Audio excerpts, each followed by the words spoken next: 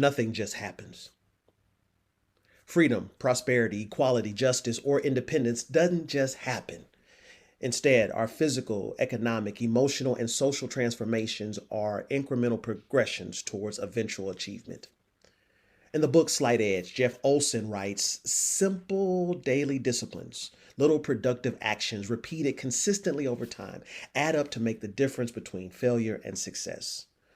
Olson's proposition highlights that no one surprisingly happens onto something. It's through persistent and purposeful practice of habits and adherence to particular principles that make things happen. And the power of habits, like all forms of power, is neutral.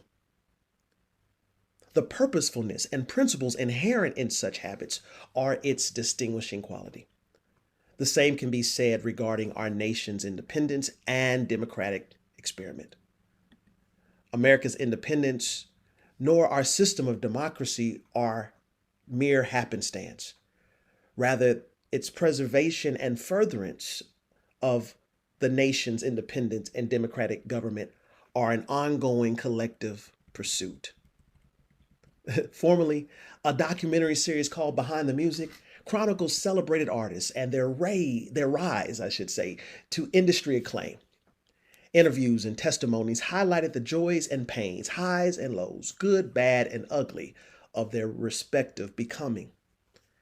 These biographical documentaries spotlighted their habits, relationships, influences, and interventions that made up their journey of becoming. Inviting others to see the multidimensional nature of their stories through correction of assumptions and disclosing of the truth was the beauty of the series. Day of Rage, an in-depth look at how a mob stormed the Capitol, produced by the New York Times, is this generation's History Channel-like version of such a docuseries. Now, amid the civic and social season that we're in, let us reflect on this nation's stories and inventory the disciplines we have and yet repeatedly practice, good or bad. Practices that align and sometimes distance us from our ultimate aim, being a more perfect union.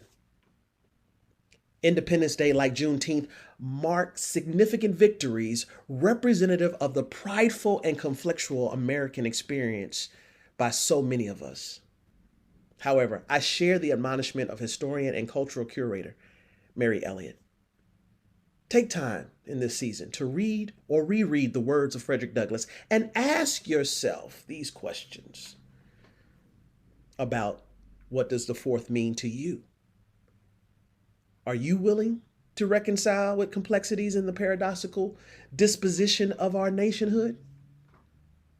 Are we